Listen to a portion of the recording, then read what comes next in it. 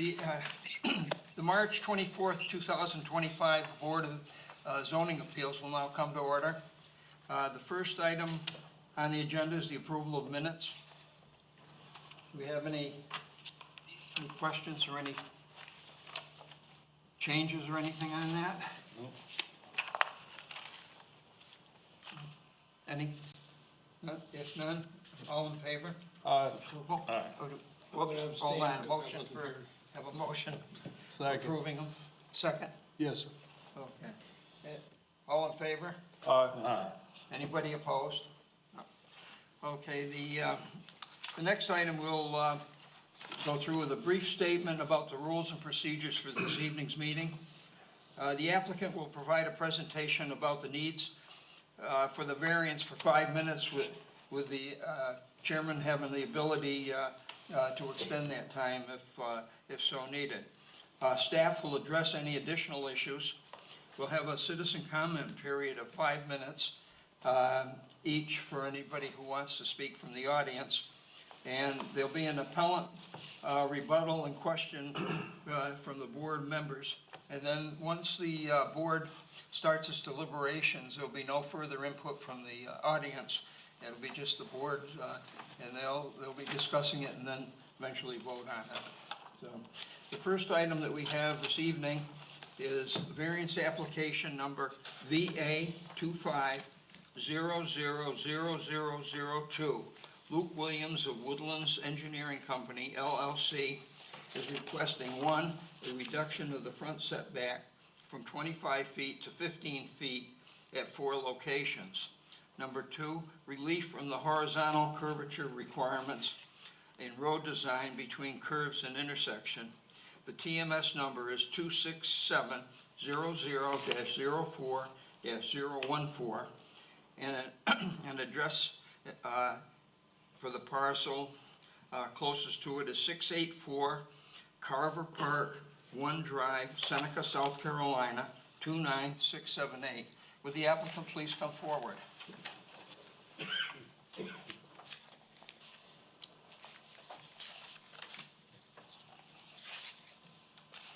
Yes, sir. Okay, well, thank you, Board, for allowing me the opportunity to come before you for this variance request. Also in attendance is Kerry Brown. He owns the property, as well as Pat Ryder, who is the development director. Thanks to James Coley, he's definitely helped us to negotiate to get through some of this and get us to where we're at, so thanks to him too. We're excited about the possibility of bringing this 40 tiny home development to Coney County and District 3. To do that, we are going to be asking for some relief in some of the development regulations. I'll jump into that real quick. The first one is a front yard setback reduction from 25 feet to 15 feet along the front of the roads. We have 4 roads. We have 3 roads. If you have a picture of the site plan, I'll sort of go into what our variances entail. Road 1 intersects Strawberry Farms Road, and we've looked at this development, and we would like to come off of Strawberry Farms Road instead of Takena Road, because Takena is so busy and it's got a higher design speed of 55 miles per hour. So this would be more conducive for our development. The location of that road is about the only place we can get sight distance along the frontage that we have to work with. So we got a couple of constraints we're working around. That one's one of them. We also, sanitary sewer is not available in the immediate vicinity, so we are going to have to do a large septic system and permit that through South Carolina DHEC. We also are going to be installing a stormwater detention pond in the southern part of the property to control post-developed flow rates.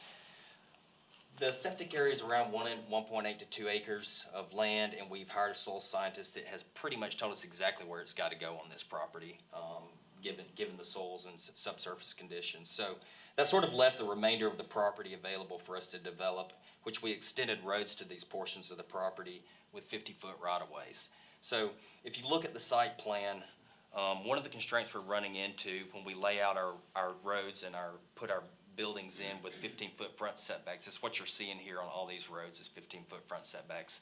The area between the back of the home and the exterior property lines, we don't have enough land area there to get in a good backyard, to get in drainage, and also, more importantly, to tie in the proposed grades of these building pads back into the existing property before we get outside of the exterior property lines.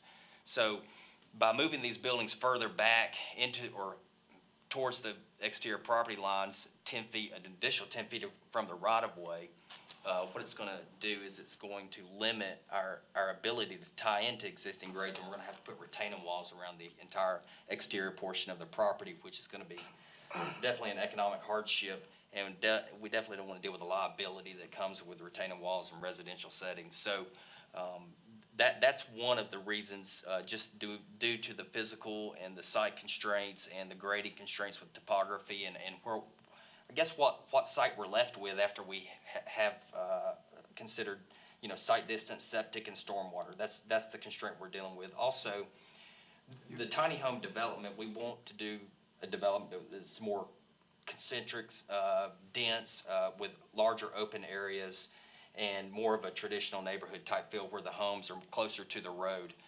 That way, we'd like to park our cars on the side. So when you're coming into this development or seeing this development from the road, you're not looking at a bunch of cars parked in front of our tiny homes there on the lot. It's a nice, beautiful development with some landscaping. So just to sort of keep that close-knit community feel is what we're going for as well by bringing those buildings closer to the right-of-way. So those are the two reasons that we're asking for the reduction in the front yard setback. I will now transition into the second variance that we're asking for, which is really, could be a combination of two, but I'm going to read it real quick. It says, section 26.2 and 26.3, 3E3 more specifically, minimum tangent between reverse curves shall be 150 feet for local roads and 100 feet from curve to any intersected road right-of-way. If you look at the site plan, we have Road 1 intersecting Strawberry Farm Road. And you come back into the site and you got your first curve, curve 1. And in between curve 1 and your second curve, curve 2, we have a 50-foot tangent, around 53-foot tangent instead of the 150-foot required. Now, these are going to be very low speed, obviously due to the nature of the road and the development. It's going to be a very low volume, low speed road, probably between 15 to 20 miles per hour. So we are going to be able to maintain a normal crown section, road section through these curves. We're not going to have to super elevate these these curves at these locations. So the tangent length we need between the two reverse curves is therefore, in dealing with tangent transition and transition between a super elevated section of the road and a normal crown section of the road, we're not going to need that requirement. We also feel like due to the low speed, design speed of this road as well, a 50-foot tangent should provide enough length to allow drivers to maneuver comfortably through this development without causing any traffic concerns. They're all dead-end roads. It's only going to serve this development. It's not a local road that's serving multiple developments and land areas. So the other regulation that we did not meet that I would like to ask for a variance for too is essentially from the beginning of curve 1 to the right-of-way, we're required to have 100 feet of a straight section of road. Right now, Strawberry Farms has a 66-foot right-of-way, so that right-of-way extends pretty far back into our site. And really, that road alignment that you're looking at, given all the constraints I've talked about, it pretty much has to be where it's at. So essentially, what I would like to do is ask for a reduction in that, or relief from that development requirement. And what I'd like to do is, this Strawberry Farms Road is a state route, so we are going to have to go through South Carolina DOT and get permits for that road intersection and the driveway. It will meet all the South Carolina ARMS manual access and roadside management standards. And we also will provide adequate site distance. So anybody that's leaving that development, even though you don't meet the exact development requirements, you're going to have adequate stopping site distance. So you're not going to just come around that curve and be like, oh no, there's the intersection of Road 1 and Strawberry Farm Road. We're going to design this to where you have 155 feet or more of stopping site distance before you get to this intersection. One of the problems is if we do have to meet the requirements, it's going to shift that curve, that first curve, further north into the site. And given the topography starts out and it sort of climbs as you start to go into that site, and you're gonna end up grading all into that septic field, drain field area, and it's the only place on the site that we can put septic. And it would be very challenging to even redirect that curve to get back to the southern side of that Road 1 so we could continue with development. So these are the variance requests we're asking for and why we're asking for them. Anybody have any questions? Yeah, I was wondering, when you mentioned that we had to put in retaining walls if you don't get the first request approved. Yes, sir. Why would you need retaining walls again? Well, when I'm grading my road in, we're going to pad each side of the road so we can have a nice smooth transition road and building pads as you go up through this development. So I also have to make sure that the earthwork balances, so my cut and fill works, and also meet some vertical curve requirements and horizontal curve requirements. So essentially, by the time you prepare this grading plan, the elevation difference between your prepared building pad and the exterior grades, it's gonna be enough to where I can't tie in like within a 2-to-1 slope or a reasonable slope without getting excessively steep to get those proposed grades back down to existing grades before I get outside of my property constraints, my limit constraints. So the only way to do that, if I have to push those homes further towards the exterior property lines, I lose that land area to transition my proposed grades back down to my existing grades. And so that's my challenge. So then I'm gonna be left with this proposed pad back here, existing grades down here, and a wall coming straight down instead of sloping up to proposed grades, sort of the constraints I'm dealing with. Thank you. Yes, sir. Anybody else? Mr. Chairman, Yes. you're gonna sell these, right? No, sir. They're gonna be rented. All right, here's the problem, my 12 years on county council. Okay. We've had people come in and this doesn't, what you're proposing doesn't meet any of the subdivision guidelines as set forth by council. In other words, if you put one, there are people out there trying to got two mobile homes on a big parcel. If they put the third one, this becomes a subdivision. They have to fall under the guidelines set forth by the county as being a subdivision, Okay. all right? The other thing we've had happen, you can't get, the fire, ISO, the fire truck can't get in there. Fire truck's a big old long thing, and they have problems with that. They say, well, we can't get a fire truck in there, your ISO rating's gonna go up. The homes are really close together. These are just my observations from my 12 years on council. They're close together, and if one catches fire, and we don't have, and you can't get a fire truck, or the fire trucks can't get in there for some reason, or then you have one fire going from one house to the next house, to the next house. And if somebody gets hurt, they're gonna say, well, the county approved it, and now we think the county is liable for approving this when somebody got injured. Yeah. So you haven't got a permit yet from DHEC for the drain field? Not yet. And who's gonna be, you're gonna have to have a wastewater manager, right?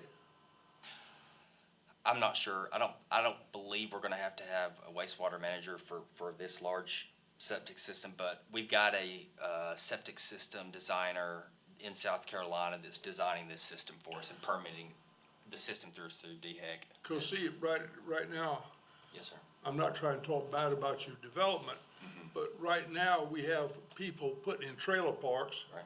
Several boys I know that put them in, they are friends of mine, but I just know them. And every time he put a trailer in, he had to have a certain amount of land for each trailer, a septic tank of each trailer, it's written in stone. And then they say, well, if you put so many more in there, then you gotta have, you are a subdivision now.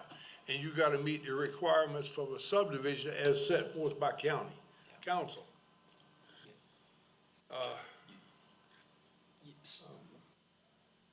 Do you want me to talk through some of that? Yeah. Okay, so we will meet Oconee County's ordinances and development regulations as well as, any kind of, fire safety concerns that you have as well. So these roads, all of these roads will be designed for fire apparatus accesses. They're 24-foot wide, back-to-back, back of curb to back of curb roads, that meets the International Building Code requirements for fire apparatus access, as well as we have appropriate turnaround areas for fire trucks. We're also gonna be extending a public water line into the site with fire hydrants, so a fire truck can get in there, hook up to a fire hydrant and extinguish any home fires that may come about. So those design considerations are implemented in here. We also will meet the fire separation requirements for the buildings as well. So some of this, that we will be addressed during permitting, and we will be providing fire hydrants throughout the site for fire protection. The, Road 1, we will have that cul-de-sac, the knuckle cul-de-sac, and then you have the hammerhead at the end of Road 1, which is Road 2, the top part of T, and that's designed per the International Building Code requirements. And then you'll also have on Road 3 an alternate hammerhead type design, so a fire truck can get in and get turned around.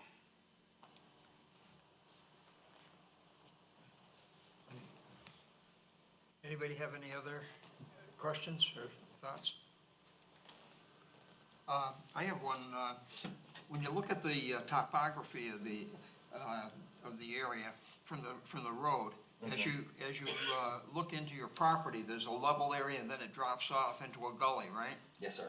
And that gully is where your septic system's going? The hatched area Yep. on the site plan is where the septic systems will be going, and the gully, right now that we're the drainage that you're talking about, is really going down the center line. The existing drainage is going down the center line of the road. Can you Yes, show sir. us Yeah. that, please?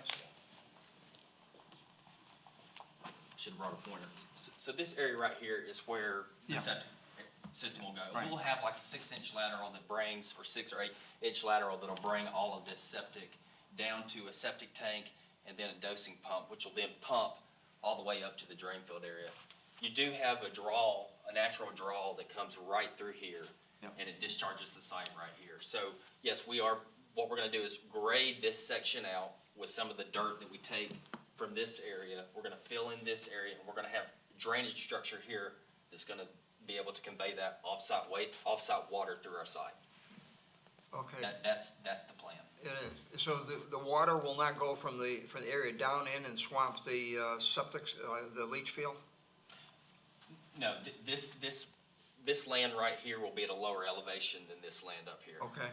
And our primary system will be more up here, and this will be our backup area. We have to have a 50% backup area. So we're gonna try to leave some of this area untouched and just sort of for some trees and buffer area, instead of just taking down everything. And as far as your septic is concerned, are you using grinder pumps to get to the main pumping station? We'll use. Or are you using gravity feed? We're gonna gravity everything down this way, and we'll probably somewhere in here, because everything's gonna gravity from the top, down the road, from the top, down to the road. Right here, we'll have septic tanks and pumps that'll then pump that effluent all the way to the top of the drain field, in which it'll discharge into a distribution box, and then you'll have probably the serial distribution method, so it'll just slowly work its way down all the drain field lines, septic lines. What is the distance between the dwelling units? 18 feet. 18 feet total? And then that'll include a parking space and then some Yes, sir. additional Got a space? 10 or 11-foot driveway. And the units are around 12-foot by 45-foot footprint. Have you talked with DES with regard to your septic system? Will they approve a system such as this? Where you're combining 40 houses into one septic Yes, sir. leach field? Yes, sir. The consultant, the septic system consultant that we hired to do just the septic system design has already had communication with DHEC on this development, and they're aware of it. Very good. Anybody else have any other thoughts or questions?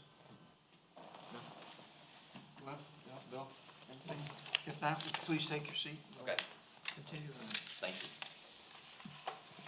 Okay. Do it.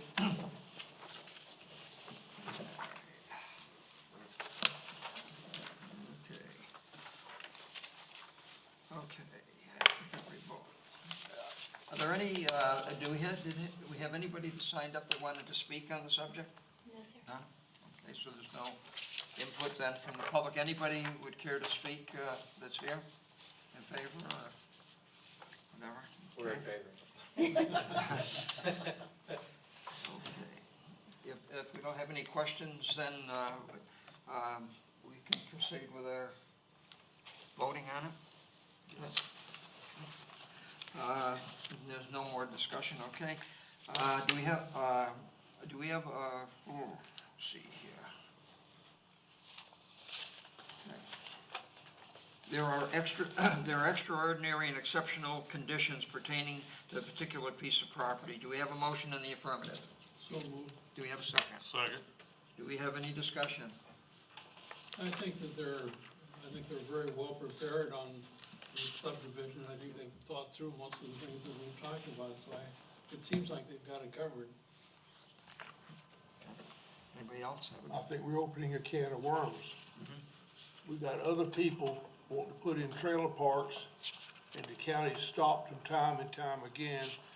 And if we create this exception, the next person is gonna come, and there's several out there, they've got money, they're gonna come and they're gonna say, you allowed this, and you're not gonna allow us, and this doesn't meet any of the subdivision standards for the county as set forth by the county. And these people are gonna say, well, are you playing favors? Meet our attorneys. This doesn't meet any of the subdivision qualification. I talked to DHEC, the permit is not been filed with DHEC yet. They're aware of it, but it has not been filed in Columbia. This permit doesn't come from the county, it comes from out of Columbia.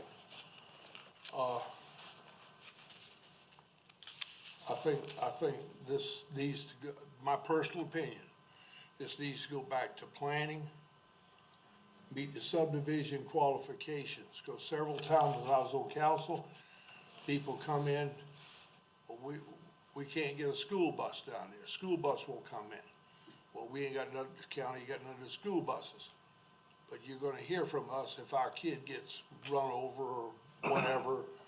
It's all sorts of, in 12 years I listened to this, it was just one thing after another. And there's only, I just think it's a neat project, supplying, low rent, I don't know what they go rent for, but for low rent housing, but at the same time, we're making an exception for, all these variances. And other people gonna come in and say, well, you did it to one, you gonna do it for me? Mr. Chairman, It's just my, James has called in, and I think he wants to kind of clarify. Yeah, I was gonna something. ask if you had any comments. Yes, he can hear you guys. James? Hey, guys. So this is part of an active subdivision application. So they are working towards getting that county approval. The variances that they are requesting are the only variances to the subdivision standards that they would be allowed. So the fire marshal is a reviewer on that subdivision application. Sorry. Go ahead. Continue. The roads and bridges manager is a reviewer. The variances are to the setback and to the curves, and to the curves within those intersections. So the road itself meets the standard road criteria. It is the width of the road is correct. The right-of-way is correct. They're not asking for variances for that. They will also be required to have that DHEC permit in hand, not to install, but to actually operate the septic system. So the county does not get involved in whether or not the state issues that septic permit for the larger common system, but we will require it be operational before they are allowed to start constructing any of the home sites. And happy to answer any additional questions about that subdivision process that you guys have. I have a question. Mr. McCall brought up the fact that the closeness of the dwellings would set a precedent that would impact even trailers down the road. What is your take on that? So the International Fire Code will dictate the minimum offset between those buildings. At 18 feet, that is greater than what the typical minimum requirement is, which is typically 10. Okay. And that is based on the construction material itself. Okay. So there would be no impediment there? No. Do you have anything else that you want to add to the, No, but I'm happy to answer any of the specific questions that the board has. anybody have any specific questions for James? Anybody? No? Or general. Good, thank you. Thank you. And we'll continue then. Let's go, did we get, we had a motion and a second on item one. Do we have, if we don't have any further discussion, we'll vote on it? Okay, anybody in favor? Those in favor, there are extraordinary and exceptional conditions pertaining to the particular piece of property. And we have we've already received a motion and a second. We've discussed it. If there's no further discussion on it, we'll vote on it. Okay? All in favor? Anybody opposed? Okay.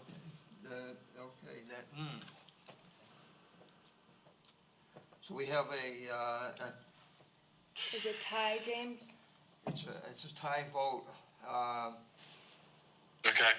It was, It doesn't- the motion was in the affirmative, and we have a tie vote, James. So it does not pass. It does not pass, okay? So, with that, okay, then we will continue, we're gonna continue with our, other questions and go through them just for the sake of doing it. However, you need to know that, if one of the items in this list that we go through, the 4 items, if it's rejected and it's not passed, then we're not able to grant you the variance. So, but we're gonna we'll go through the questions. Yes. Mr. Chairman, do we really need to go through these additional questions? I think for the sake of doing it, that we go through and discuss them and then vote on them, and then at least they're on the record. Okay. Okay. So the second item, these conditions do not generally apply to other property in the vicinity. Do we have a motion in the affirmative? So moved. Second? Do we have a second? Second. Okay, do we have any discussion? No discussion, all in favor? Those opposed? Okay, you have 3, okay, that one is in the negative also. Item 3, because of these conditions, the application of this chapter to the particular piece of property would effectively prohibit or unreasonably restrict the utilization of the property. Do we have a motion in the affirmative? So moved. Do we have a second? Second? No second? I'll second it for discussion. Any discussion? No discussion, then all in favor? Those opposed? We got, Gwen, do you? I'm not even gonna vote. Okay, the authorization of a variance will not be of substantial detriment to adjacent uses or to the public good, and the character of the district will not be harmed by the granting of the variance. We have a motion in the affirmative. So moved. We have a second? Second. Okay, any discussion? No discussion, all in favor? Opposed? Okay, then that's defeated, okay? Based on the evidence presented to the board, do I hear a motion that the proposed variance be, not be approved, or be denied? So moved. Do we have a second? Second. Okay, any discussion? All in favor? And Clarification, when you say all in favor, All in favor of the denial? okay, And do we have anybody opposed to the denial? I'm still trying to figure out. So, We've denied the right, motion is to deny the variances, okay? Okay. So, and we put it in as a denial, so all in favor of it, and so I don't agree with the. you denial. vote against it, Right, okay? Okay. So, we'll do it again, all in favor? Of the denial. Anybody opposed? One opposed, okay? Unfortunately, we weren't able to grant you your variances.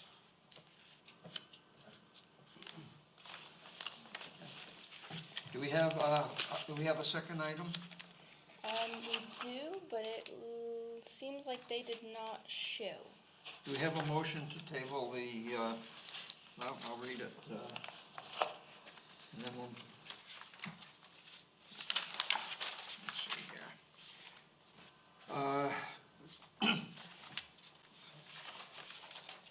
One more discussion.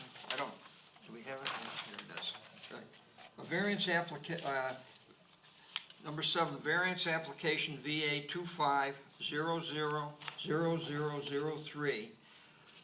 Houston Henry of DH Building and Sons Incorporated is requesting a 3-foot reduction to the side setback and a 7-foot reduction to the rear setback for a metal garage building at TMS number 29100-04-047 with an address of 227 Snow Creek Road, Seneca, South Carolina. Do we have a motion to table?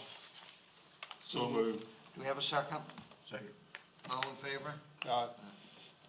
Do we have a motion to adjourn? So moved. Second. Okay, all in favor? We're adjourned.